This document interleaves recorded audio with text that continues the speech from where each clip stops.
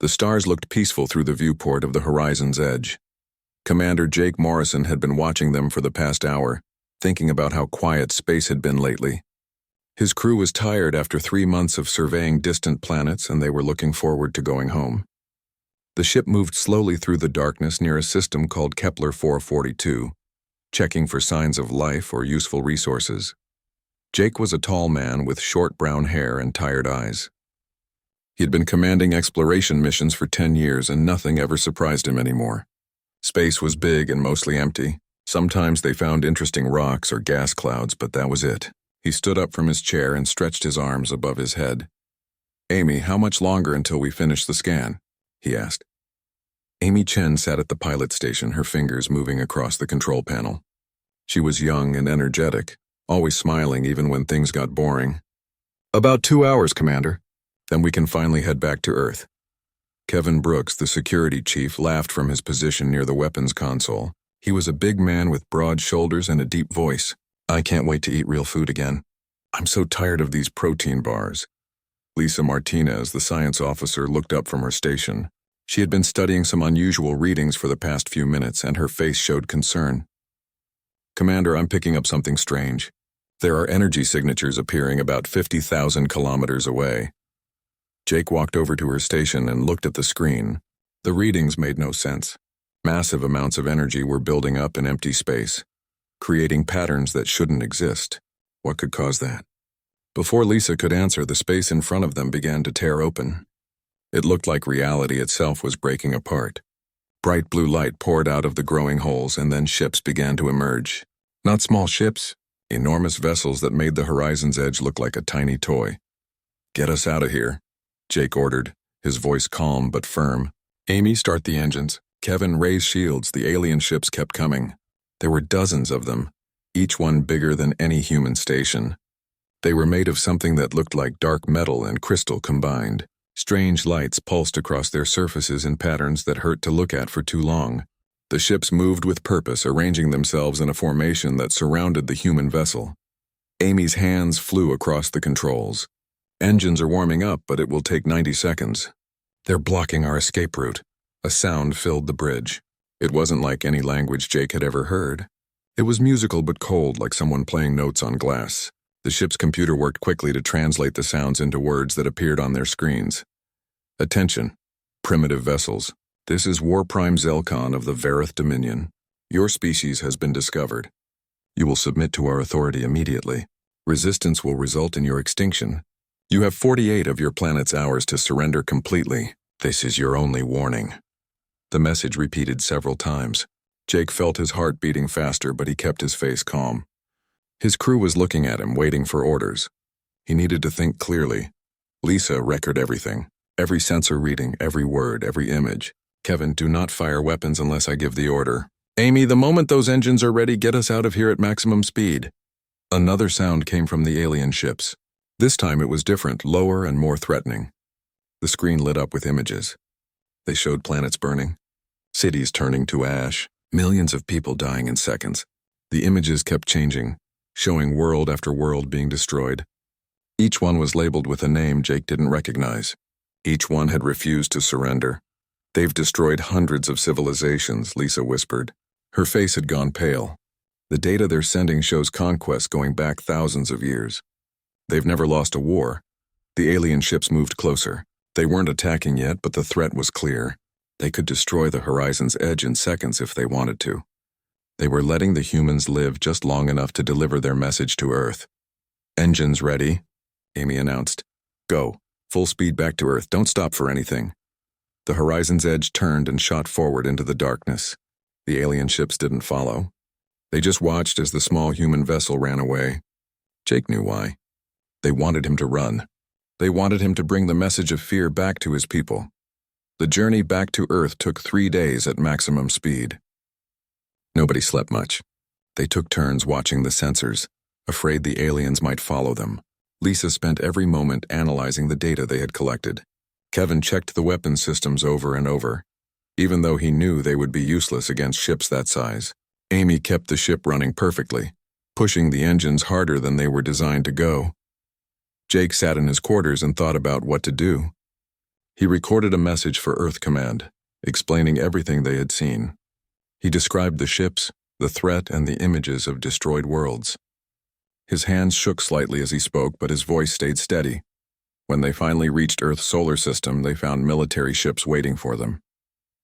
The message had been sent ahead at light speed through the communication network. Everyone already knew what was coming. Admiral Peter Cole's face appeared on the screen. He was an older man with gray hair and hard eyes. "Commander Morrison, proceed directly to Earth Command. The President wants to see you immediately. The aliens have been broadcasting their surrender demand across every human colony. The whole species knows we have 48 hours to decide." Jake looked out at Earth, the blue and white planet where humanity had started its journey to the stars. It looked so peaceful from space. He wondered if it would still be there in 2 days. "Understood, Admiral. We're coming in." The horizon's edge descended through the atmosphere toward the military complex in Geneva. Jake could see people in the streets below looking up at the sky. They all knew. They were all waiting to see what humanity would choose. Would they surrender and live as slaves, or would they fight and risk everything? Jake Morrison didn't know the answer yet. But he knew one thing for certain. The next 48 hours would decide the future of every human being alive. The conference room at Earth Command was filled with the most powerful people in human space. President Daniel Hughes sat at the head of the long table, his face showing the stress of the past 3 days. Around him sat military leaders, scientists, and representatives from every major colony. The air was thick with tension and fear. Jake Morrison stood at the front of the room finishing his report about the encounter with the Verith. He had told them everything, not hiding any details about how powerful the aliens were or how many worlds they had destroyed. When he finished, the room fell silent. General Claire Watson was the first to speak. She was a woman in her 50s with sharp eyes and a reputation for never backing down. "We need to be realistic. Their fleet could destroy Earth in hours. We've seen what they did to other species. If we fight, we die. If we surrender, we become slaves," said Admiral Cole. "Is that really living?" A scientist named Dr. Raymond Scott shook his head. "We should surrender. At least our species would survive. We could work with them, maybe even gain our freedom later." "That's not how they work," Lisa Martinez said. She had been invited to the meeting because of her analysis of the Verith technology. "I've studied their broadcasts. Every species they conquered stopped existing as they were. They're erased. Their cultures, their languages, their history, all gone. Surrender means extinction, just slower." President Hughes leaned forward. "What about fighting? Do we have any chance at all?" Lisa pulled up images on the large screen. "Maybe. I've been analyzing their shield technology. It's incredibly advanced, but it has a weakness. The shields rotate through different frequencies to protect against various weapons. There's a brief moment, less than a second, when the shield transitions between frequencies. If we could time our attacks perfectly, we might be able to damage their ships." "Might?" General Watson asked. "That's not much to bet humanity's survival on." "It's more than nothing," Jake said. "I saw those ships up close. Yes, they're powerful, but they're also overconfident. They've been winning for so long that they expect everyone to just give up. That could be their weakness." The debate went on for hours. Some people argued for surrender. Others wanted to fight. Some suggested trying to run, taking ships and fleeing to unknown space. President Hughes listened to everyone, his face thoughtful. Finally, he stood up. "I've made my decision. I'll be addressing the world in 1 hour. Everyone will know what we're going to do." The broadcast went out to every screen on every human world. Billions of people stopped what they were doing to watch. President Hughes sat at his desk, the flag of United Earth behind him. He looked tired but determined. "My fellow humans," he began. 3 days ago, we learned we are not alone in the universe. We also learned that the aliens who found us expect us to become their slaves. They've given us 48 hours to surrender everything we are, everything we've built, everything we believe in. They've shown us what happens to species that refuse. They've shown us burning worlds and dead civilizations." He paused, letting the weight of those words sink in. "I won't lie to you. If we fight, many of us will die. Maybe all of us. The odds are against us. Their technology is better. Their ships are bigger. They have thousands of years of experience in war. By every logical measure, we should surrender." Another pause. People watching held their breath. But humanity has never been very good at doing the logical thing when the logical thing means giving up our freedom. We've faced impossible odds before. We've stood against tyranny. against oppression, against those who said we had no choice but to submit. And every time we've said no. Today I say no again. Humanity will not surrender. We will fight. The reaction was immediate. In some places, people cheered. In others, they cried. Some were angry, thinking Hughes had just sentenced them to death. Others felt pride stirring in their chests for the first time in years. I know this is terrifying, Hughes continued. I know some of you think I'm making the wrong choice. But I believe in us. I believe that freedom is worth fighting for. I believe that it's better to die standing than to live on our knees. And I believe that if we stand together, we have a chance. Maybe a small one, but a chance. He looked directly into the camera. To the Varath Dominion, if you're listening. Humanity refuses your demand. If you want Earth, come and take it. We'll be waiting. The broadcast ended. Around the world, the reaction was mixed, but one thing became clear quickly. Most people supported the decision. They began volunteering for military service in numbers that overwhelmed the recruiting stations. Factories retooled to produce weapons and ships. Scientists worked around the clock to develop new technologies. On Mars, the industrial complexes ran non-stop. Workers doubled their shifts without being asked. On Europa, the ice miners began extracting materials faster than ever before. On Titan, the shipyards started building warships at a pace that seemed impossible. General Watson took command of Earth's defense forces. She activated every military vessel, every defense platform, every weapon humanity had. She organized the civilian volunteers into support units. Within 24 hours, Earth was transforming into a fortress. Commander Jake Morrison volunteered to lead a special strike force. He requested his old crew and added new members who had special skills. Amy Chen would still pilot. Kevin Brooks would handle security and tactics. They were joined by Greg Turner, a weapons specialist who had new ideas about how to crack the Verith shields, and Sophie Grant, an engineer who could keep ships running even when they should have fallen apart. Their ship was called the Defiant. It was smaller than the Verith vessels, but fast and heavily armed. Jake looked at it in the hangar and felt a strange mix of fear and excitement. Think we can actually hurt them? Kevin asked, standing beside him. We'd better, Jake replied, because they're coming. Across human space, resistance movements began forming on the outer colonies. The Verith had already sent advance forces to some of the smaller worlds expecting easy occupation. Instead, they found humans who refused to cooperate. On New Terra, a schoolteacher named Jenny Price organized civilians into resistance cells. They sabotaged Verith equipment, gathered intelligence, and made life difficult for the occupiers. On Arcadia Station, a mechanic named Carl Jensen led raids against alien patrols, using knowledge of the station's layout to strike and disappear. The Verith were confused. In their thousands of years of conquest, they had never encountered resistance like this. Most species either fought one big battle and lost or surrendered immediately, but humans kept fighting even when the situation seemed hopeless. War Prime Zelkon received reports from his advance forces. He read them with growing frustration. The humans had refused to surrender. They were actually preparing to fight. It made no sense. Didn't they understand they would lose? He decided to teach them a lesson. He ordered his fleet to attack the outer colonies first, to show Earth what resistance would cost them. The Varath would crush these small outposts quickly, and then Earth would surely see reason. But Zelkon didn't understand humans very well. He didn't understand that every attack made them more determined. He didn't understand that humans had a stubborn streak that refused to accept defeat. He was about to learn these lessons the hard way. The Varath fleet emerged from hyperspace near Earth's moon. 200 massive capital ships appeared in perfect formation, along with thousands of smaller support vessels. It was the largest military force they had ever assembled for a single world. War Prime Zelkon watched Earth through his ship's sensors, expecting to see the humans finally understand their mistake and beg for mercy. Instead, he saw warships rising to meet him. Admiral Peter Cole stood on the bridge of his flagship, the Valiant, and looked at the enemy fleet. His own forces numbered only 80 major warships, plus hundreds of fighters and defense platforms. The odds were terrible, but his face showed no fear. Behind him, his crew worked at their stations with focused determination. All ships, this is Admiral Cole. Today we defend our home. Today we show these aliens that humanity does not break. All ships advance and engage at will. The human fleet moved forward, smaller and outgunned, but not afraid. The space between Earth and the moon erupted with weapons fire. Missiles streaked through the darkness. Energy beams crossed the void.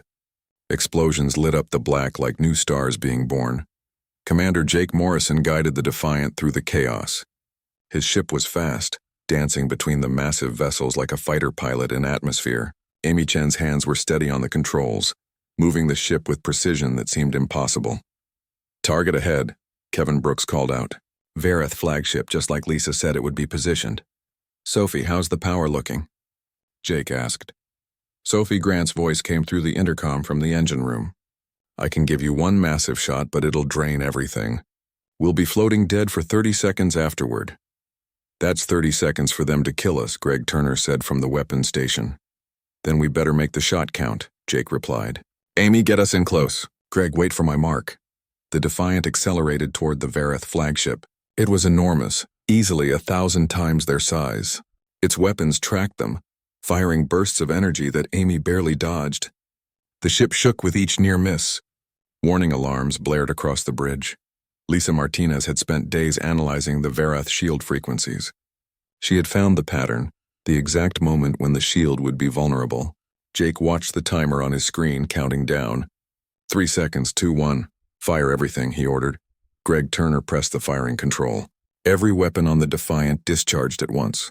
Missiles, railgun rounds, and focused energy beams all converged on a single point on the flagship's hull.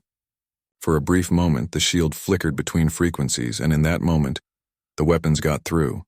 The explosions tore through the flagship's armor. Secondary detonations rippled across its surface as internal systems overloaded. The massive ship began to list to one side, atmosphere venting from dozens of breaches. Across the battlefield, every human and Vareth stopped for a moment. The humans because they couldn't believe it had worked. The Vareth because they had never seen one of their capital ships damaged like that. "It worked," Amy whispered. "It actually worked." "Don't celebrate yet," Jake said. "We're still dead in space." "Sophie, how long until engines come back?" 20 seconds, 19, 18. Vareth fighters swarmed toward the Defiant. They opened fire, but Admiral Cole had been watching. 3 human destroyers moved to intercept, their point defense systems creating a wall of fire that the enemy fighters couldn't penetrate. "Engines back online," Sophie announced. "Get us out of here," Jake ordered. "And send our attack data to the fleet. Every ship needs to know how to do what we just did." The battle raged for 3 days. It wasn't like the clean battles shown in movies. It was chaotic and brutal. Ships on both sides were destroyed. Thousands of people died every hour. But slowly the humans began to adapt. Using the technique Jake's crew had proven, human ships started coordinating their attacks. Multiple vessels would target a single Vareth ship, timing their shots for the shield vulnerability. One by one, the alien capital ships began to fall. On Earth's surface, General Claire Watson coordinated planetary defenses. The Vareth had begun landing troops trying to take the planet from the ground while their fleet was occupied in space. Human soldiers met them in every city. In Chicago, a firefighter named Ryan Cooper had organized civilian evacuation routes. When Vareth dropships landed in the downtown area, he found himself leading armed civilians in defending evacuation points. He had never been a soldier, but he learned quickly. His knowledge of the city's layout helped human forces set up ambushes that the aliens didn't expect. In Tokyo, Dr. Helen Kim worked in a hospital that had been converted into a military medical center. The wounded came in endless waves, both military and civilian. She operated for 30 hours straight, saving lives even as bombs fell outside. When part of the hospital collapsed from an orbital strike, she moved her patients to the basement and continued working by emergency lights. The Vareth ground forces were powerful, but they faced something they hadn't encountered before. Every human civilian was a potential enemy. Old men threw homemade explosives at their vehicles. Teenagers hacked their communication systems. Office workers provided intelligence to military forces. The entire planet had become hostile. War Prime Zelkon watched his battle plans falling apart. His ships were being destroyed by an inferior force. His ground troops were bogged down in urban warfare against an entire population that refused to accept occupation. None of this made sense according to everything he knew about warfare. He opened a communication channel to his remaining fleet commanders. "Increase firepower. Bombardment of population centers is authorized. We will break them." But Admiral Cole had been waiting for this. The moment the Vareth ships began repositioning for orbital bombardment, He ordered every human ship to commit to an all-out attack. It was risky, leaving Earth's orbital defenses thin.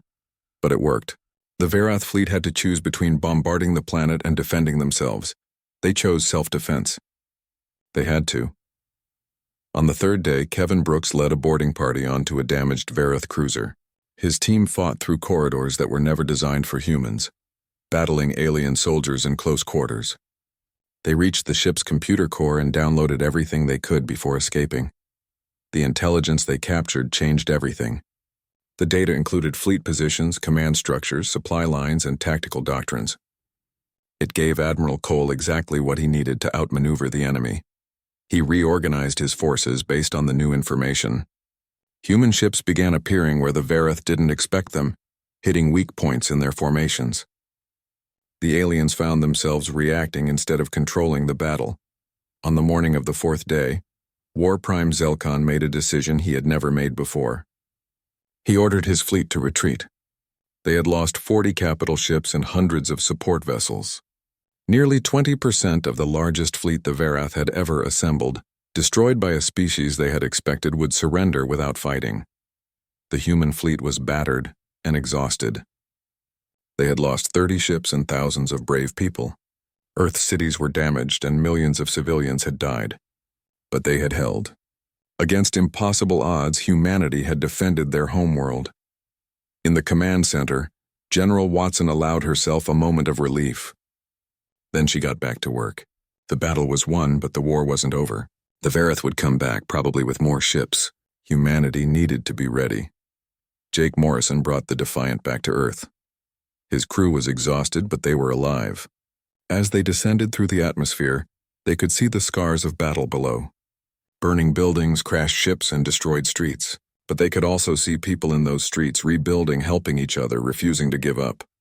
"We did it," Amy said quietly. "We actually survived." "Yeah," Jake replied. "Now comes the hard part. We have to make sure they don't come back. Or if they do, we need to be ready to do this all over again." President Daniel Hughes addressed the planet again that evening. His voice was tired but strong. "Today, humanity proved something important. We proved that freedom is worth fighting for. We proved that size and technology don't automatically win wars. We proved that when humans stand together, we can face anything. The Verath expected us to surrender. Instead, we taught them that humans don't break." Around the world, people listened. They were tired and scared and grieving for those they had lost. But they were also proud. They had faced the monster and survived. Whatever came next, they would face it together. The news of Earth's victory spread across the galaxy faster than anyone expected. In the dark corners of the Verath Dominion, on conquered worlds that had lived under alien rule for generations, people began to whisper. The humans had said no. The humans had fought back. The humans had won. On a mining world called Draken 4, the native Krell species heard the story. They were large reptilian beings who had been enslaved for 200 years. They worked in deep mines, extracting rare minerals for the Verath war machine. When they heard about Earth's defense, something stirred in their hearts that they thought was dead. Hope. On Zentara Prime, a major trade hub, the insectoid Threx people listened to smuggled broadcasts about the human victory. They were skilled engineers and builders, forced to construct Verath ships and weapons. They began to talk quietly among themselves about what might be possible. President Daniel Hughes called an emergency meeting of his advisors. The room was different from the last time they had gathered. Then, they had been debating surrender or death. Now they were planning something that would have seemed insane just weeks ago. "We can't just sit here and wait for them to come back," Hughes said. "Every intelligence report says the Verath are regrouping. Next time they'll bring more ships, better tactics. We need to change the game." General Claire Watson nodded. "I agree. Defense alone won't win this war. We need to take the fight to them, but how?" Admiral Peter Cole asked. "We barely survived their attack. Our fleet is still recovering. We lost good people and ships we can't easily replace." Lisa Martinez stood up and displayed a star map on the screen. It showed dozens of systems, all marked in red. "These are Verath-occupied worlds. Most of them are species that were conquered centuries ago. According to the data Kevin's team captured, these worlds are lightly defended. The Verath never expected they would need strong garrisons because none of these species had fought back in generations. Until now, Jake Morrison added. He had been invited to the meeting after his success in the battle. We've shown it's possible to hurt them. If we help these other species rise up, the Vareth will have to split their forces. They can't fight everyone at once. Dr. Raymond Scott, who had argued for surrender before, spoke up. This is incredibly risky. We could make ourselves targets for every Varath fleet in the sector.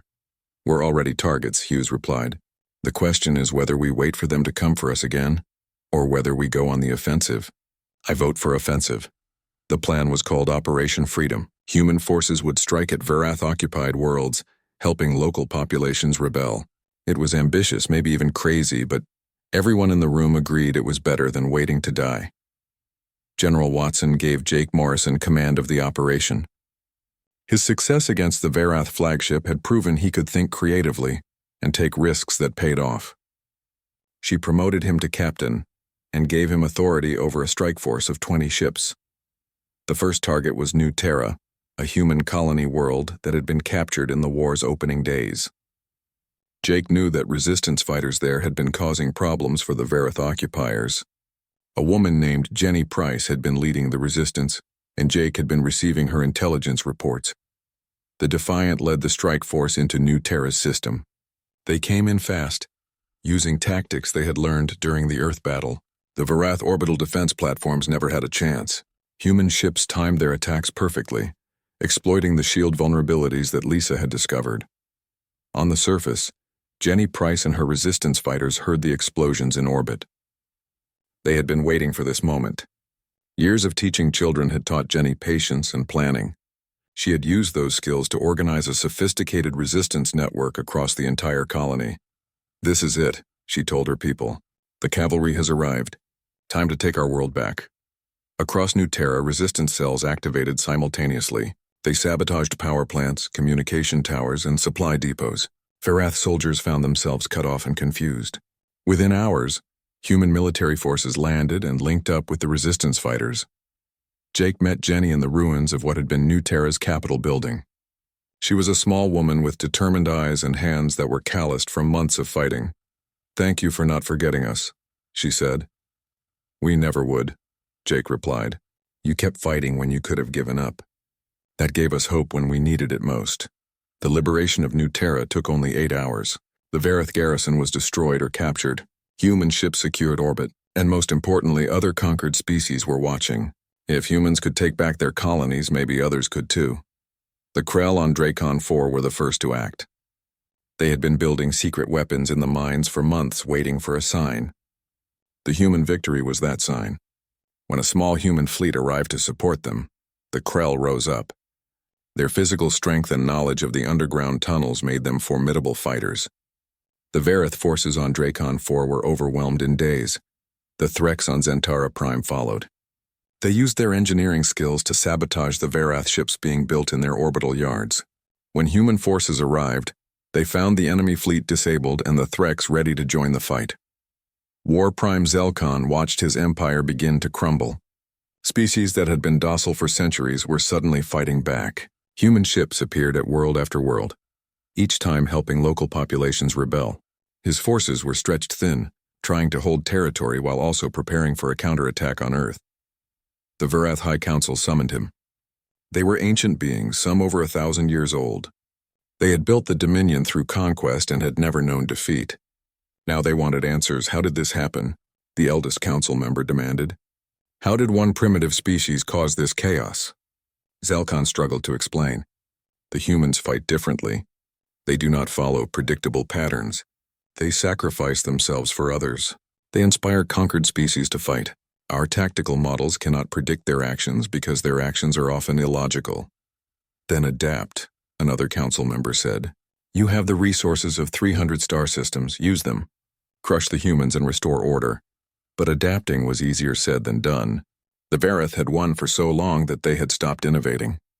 Their tactics hadn't changed in centuries because they hadn't needed to. Now they faced an enemy who constantly changed, who tried new things, who refused to follow the rules of warfare. Admiral Cole led the human fleet deeper into Varath space. Each liberated world provided new allies, new resources, and new ships. The Krell contributed their warriors.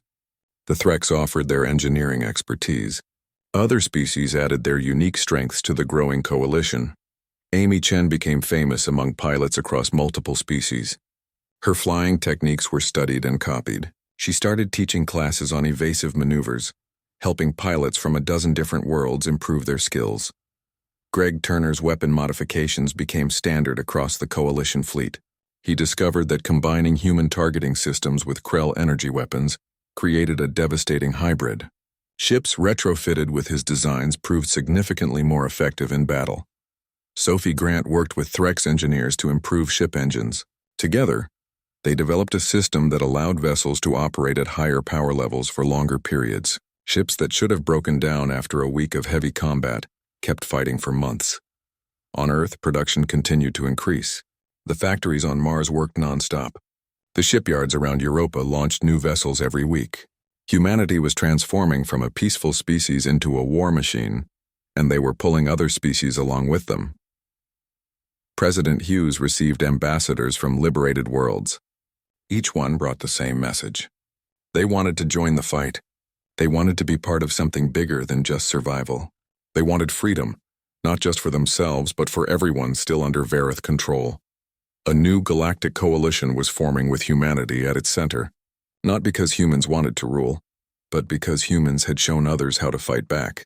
Species that had forgotten the taste of freedom were remembering. Jake Morrison stood on the bridge of the Defiant, looking at a map of the sector. Red markers showed Vareth-controlled systems. Blue markers showed liberated worlds. Every week more red became blue. The momentum had shifted. Where do we hit next? Kevin Brooks asked. Jake smiled. It wasn't a happy smile, but one of grim determination. Everywhere. We hit them everywhere at once. We don't give them time to regroup or reorganize.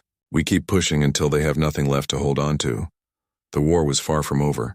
The Vareth still controlled hundreds of worlds and had massive fleets, but for the first time in millennia they were losing, and they didn't know how to stop it.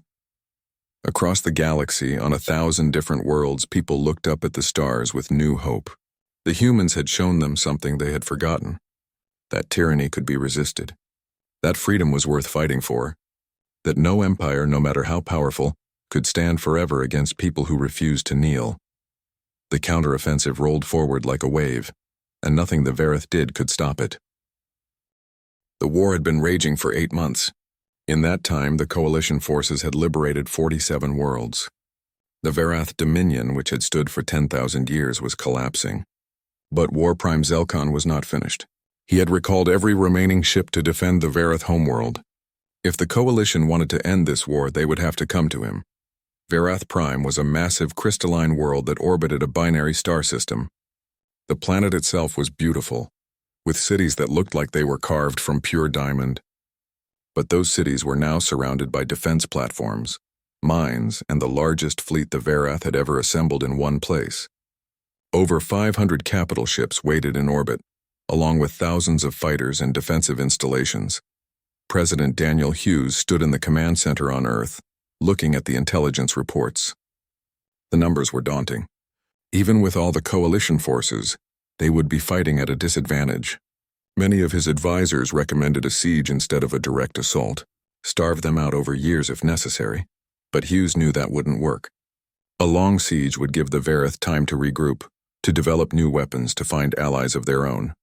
This war needed to end decisively one way or another. He made a decision that surprised everyone. He would join the fleet personally. "Sir, that's too dangerous," General Claire Watson protested. "If something happens to you, the coalition could fall apart." "If I ask people to risk their lives, I should be willing to risk mine," Hughes replied. "Besides, this is too important. We're not just fighting a battle. We're deciding what kind of galaxy we want to live in. I need to be there." Admiral Peter Cole welcomed the president aboard his flagship, the Valiant. The fleet that assembled around them was unlike anything the galaxy had seen before. 300 ships from a dozen different species, all flying together under a unified command. Humans, Krell, Threx, and others, each contributing their strengths to the coalition. Captain Jake Morrison commanded the vanguard. The Defiant had been upgraded with the best technology from multiple species. Threx engines, Krell weapons, human shields, and systems from races whose names humans were still learning to pronounce. His crew had grown too. Alongside Amy Chen, Kevin Brooks, Greg Turner, and Sophie Grant, He now had officers from 3 different species working at various stations. Lisa Martinez was aboard the Valiant as chief science advisor. She had been studying Vareth technology for months and had developed new tactics specifically for this battle, but she also had concerns that she shared with Jake before the fleet departed. The Varath aren't stupid, she said. They know we've been exploiting their shield vulnerabilities. They've had time to adapt. Whatever we face there, it's going to be different from what we've seen before. Then we adapt too, Jake replied. That's what we're good at. The Coalition fleet entered the Varath Prime system with all ships at combat readiness. The Varath fleet moved to intercept immediately.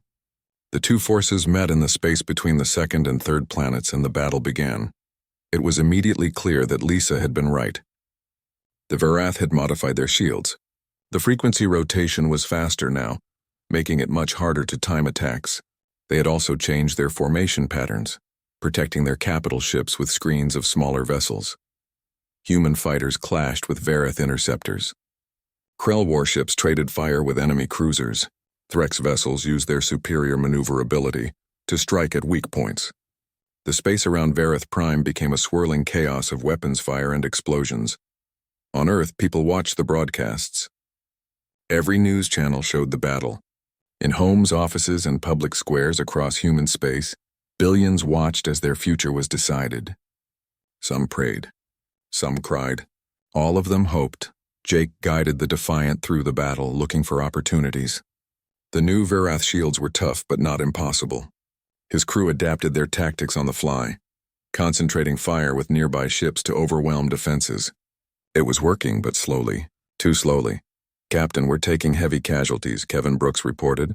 The Coalition has lost 30 ships already, and we've only destroyed 15 of theirs. Jake knew what that meant. At this rate, they would lose. The math was simple and brutal. They needed a new approach. He opened a channel to Admiral Cole. Admiral, permission to try something crazy.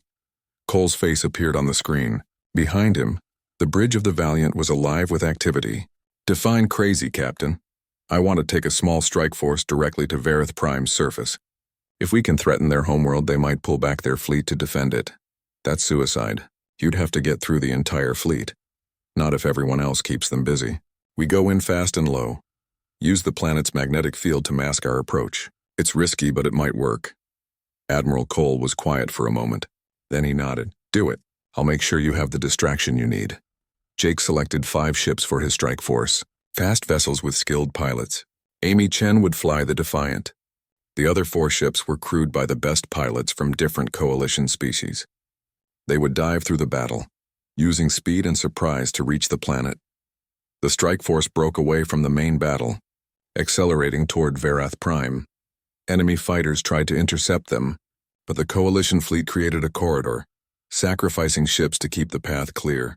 It was costing lives, but it was working. They entered the planet's atmosphere at speeds that made the hull glow red. Amy's hands were steady despite the turbulence. Behind them, 3 of the 5 ships made it through. 2 had been destroyed by orbital defenses. They flew low over the crystalline cities, their weapons targeting defensive installations and communication centers. Jake wasn't trying to destroy the Vareth homeworld. He was trying to make a point. Your world is vulnerable just like ours was. War Prime Zelkon watched from his flagship as human vessels attacked his home. Rage and fear competed in his mind. His species had never been attacked on their homeworld. Not in 10,000 years. The impossibility of it shook him. Back in the main battle, something unexpected was happening. General Watson had been monitoring enemy communications, and she noticed something. The Vareth fleet was wavering. Ships were breaking formation, some moving to defend the planet, others holding position. They were confused, uncertain. For the first time, they were afraid. Kevin Brooks had an idea. It was risky and might not work, but the whole war had been built on risky ideas that shouldn't have worked. He brought it to General Watson, who brought it to President Hughes. We could offer them peace, Kevin said. Not surrender. Not victory. Actual peace. They'd never accept it, someone argued. The Vareth don't negotiate. They conquer or die. They've never had a reason to negotiate before, Kevin replied. But they've never been losing before either. Maybe it's time to give them a third option. President Hughes considered it. The battle was still raging. People were dying every minute. If they kept fighting, the Coalition might win eventually, but the cost would be enormous. Both sides would be devastated. And then what? Would the Varath rebuild and come back in 50 years? Would this cycle of violence ever end? He made his decision. Open a channel to War Prime Zelkon. Let me talk to him directly. The communication went out across all frequencies. On the bridge of his flagship, Zelkon heard the request. His advisors told him to ignore it, to keep fighting. But something made him accept. Maybe he was curious about these strange humans who had changed everything. Maybe he was just tired of losing. President Hughes's face appeared on every Varath screen. He looked tired but not defeated, determined but not cruel. War Prime Zelkon, I am Daniel Hughes, leader of humanity and the Coalition. We've been fighting for 8 months. Good people on both sides have died. Your empire is crumbling. My people are suffering. We can keep fighting until one of us is completely destroyed, or we can try something different. Zelkon's image appeared on the human screens. He was tall and crystalline, his form shimmering with different colors. When he spoke, the translation made his voice sound musical and cold. You speak of peace while attacking my homeworld. I speak of peace because we're attacking your homeworld, Hughes replied. I could order my forces to destroy your cities. We have the weapons to do it, but I don't want to. I never wanted any of this. You gave us an ultimatum, surrender or die. I'm giving you something different. A choice. What choice? Zelkon asked. Stop fighting. Not because you're defeated, but because you choose to. Join us in building something new. A galaxy where species work together instead of conquering each other. You have knowledge and technology that could benefit everyone. We have things to offer too.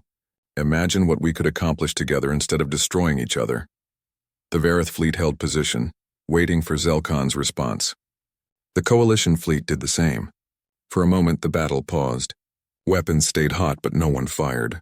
The entire galaxy seemed to be holding its breath. Zelkon thought about the past 10,000 years. His species had conquered, enslaved, and ruled. They had believed it was their right, their destiny. But where had it led them? To this moment, with their homeworld under attack and their empire falling apart. What if the humans were right? What if there was another way? If I agree, Zelkon said slowly, what guarantee do I have that you won't? The silence that followed the ceasefire was strange and uncomfortable. For months, the sound of war had been constant. Now, in the space around Varath Prime, hundreds of ships from dozens of species simply floated, waiting to see what would happen next. Nobody trusted the peace yet. Weapons stayed ready even though they weren't firing. President Daniel Hughes and War Prime Zelkon met in person 3 days later. The meeting took place on a neutral station that had been quickly constructed by Threx engineers. The room was simple, with a table and chairs designed to accommodate different body types. No weapons were allowed inside, though guards from both sides waited just outside. Hughes entered first, accompanied only by General Claire Watson. Zelkon arrived moments later with 2 Varath advisors. The crystalline being was tall, almost 3 meters, and his body reflected light in ways that were beautiful but alien. For a long moment, they simply looked at each other. I never thought I would sit across from a human leader like this, Zelkon said. His voice through the translator sounded less cold than before, more uncertain. I never thought I'd be sitting across from the person who tried to conquer Earth, Hughes replied. But here we are. We can either keep hating each other or we can try to build something better. The negotiations took weeks. There were arguments and setbacks. Some humans wanted the Varath punished for their attempted conquest. Some Varath refused to accept that they had lost. But slowly, agreements were reached. The Varath Empire would dissolve. All conquered species would be freed. The Varath homeworld would remain independent, but would join a new organization being created. They called it the Galactic Coalition, and it would be based on cooperation rather than conquest. Admiral Peter Cole worked with Varath military commanders to establish new security protocols. It was awkward at first. These were people who had been trying to kill each other just weeks ago. But they found common ground in their shared profession. Both sides were soldiers who had followed orders, and both were tired of war. Captain Jake Morrison received a new assignment. President Hughes promoted him to ambassador and put him in charge of establishing diplomatic relations with the various species. It was a strange job for someone who had been a military officer, but Jake had a talent for bringing people together. His first major task was working with Jenny Price, who had become the governor of New Terra after its liberation.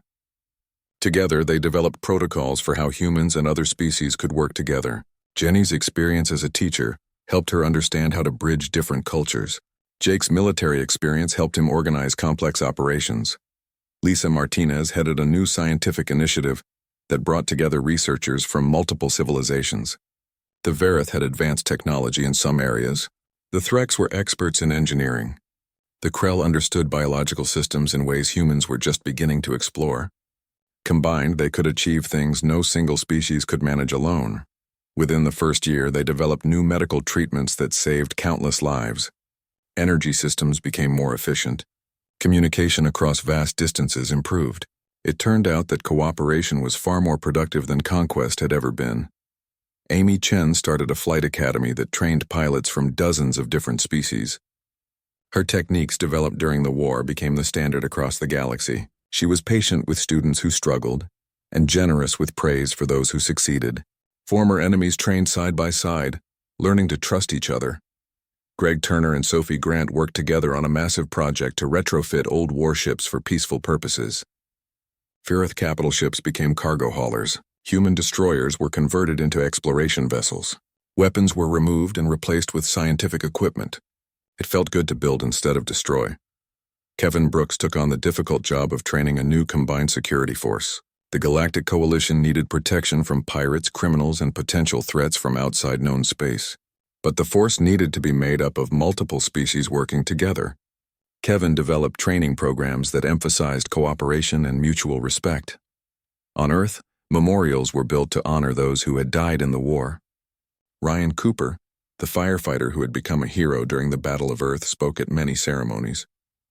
He reminded people that the war had been won not just by soldiers, but by ordinary people who refused to give up. Dr. Helen Kim continued her medical work, now training doctors from other species. She shared human medical knowledge freely and learned from alien techniques. Lives that would have been lost before could now be saved through combined medical science. The transformation wasn't easy or quick. There were incidents where old prejudices flared up. Some humans couldn't forgive the Verith for the attack on Earth. Some Verith couldn't accept that their empire had ended. But most people on both sides were willing to try. 5 years after the war ended, the Galactic Coalition headquarters was completed. It was built on a previously uninhabited world, chosen specifically because it belonged to no one. The station was enormous, with sections designed for hundreds of different species. It became a symbol of what cooperation could achieve. Jake Morrison stood on the observation deck of the headquarters, looking out at the ships coming and going. There were vessels from races humanity hadn't even known existed during the war. The galaxy was bigger and more diverse than anyone had imagined. Amy Chen joined him carrying 2 cups of coffee. She handed him one and stood beside him watching the traffic. "Remember when it was just us in the horizon's edge, scared and running from the Verith?" she asked. "Hard to forget," Jake replied. "Everything seemed so simple then. They were the enemy. We had to fight or die. Now it's more complicated." "Better though," Amy said. "Complicated means we have choices. During the war, we didn't have many of those." They stood in comfortable silence for a while, watching a Verith diplomatic ship dock alongside a human transport. 5 years ago, that would have meant a battle. Now it was just another day. Kevin Brooks appeared, slightly out of breath from hurrying. "Ambassador Morrison, we have a situation. A new species just made first contact at the edge of Coalition space. They seem nervous about us." "Nervous how?" Jake asked. "They've seen what we did to the Verith. They're worried we might be aggressive conquerors." Jake smiled slightly. "Then I guess we need to show them we're not. Assemble a first contact team, mixed species so they can see how we work together. And Kevin, make sure you include some Verith. Let them see that even former enemies can become allies." As Kevin left to organize the team, Amy turned to Jake. "You really think this will work? The whole cooperation thing?" "It has to," Jake replied. "The alternative is going back to how things were. Empires conquering each other endlessly, species living in fear. We proved there's a better way. Now we have to keep proving it every single day." Across the galaxy, similar scenes were playing out. On Dracon 4, Krell and humans worked together to build new cities.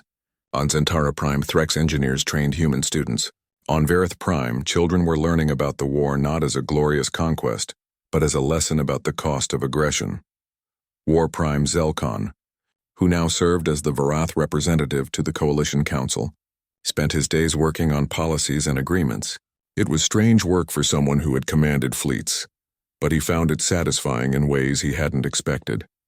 Building was harder than destroying, but more rewarding. President Hughes, now in his second term, addressed the Coalition Assembly on the 5th anniversary of the peace. His hair had gone gray and he looked tired, but his voice was strong. 5 years ago, we faced a choice between slavery and extinction. We chose a third option that nobody thought was possible. We chose to fight for freedom. But more than that, we chose to fight for a future where nobody would have to make that choice again. He paused, looking around at the representatives from dozens of species. The war taught us something important. It's not enough to defeat tyranny. You have to replace it with something better. That's what we're building here. A galaxy where differences are celebrated, not punished. Where cooperation creates more than conquest ever could. Where every species has a voice. The assembly erupted in applause. Different species expressed approval in different ways, but the meaning was universal. On Earth, in the small apartment where he lived, Ryan Cooper watched the broadcast with his family.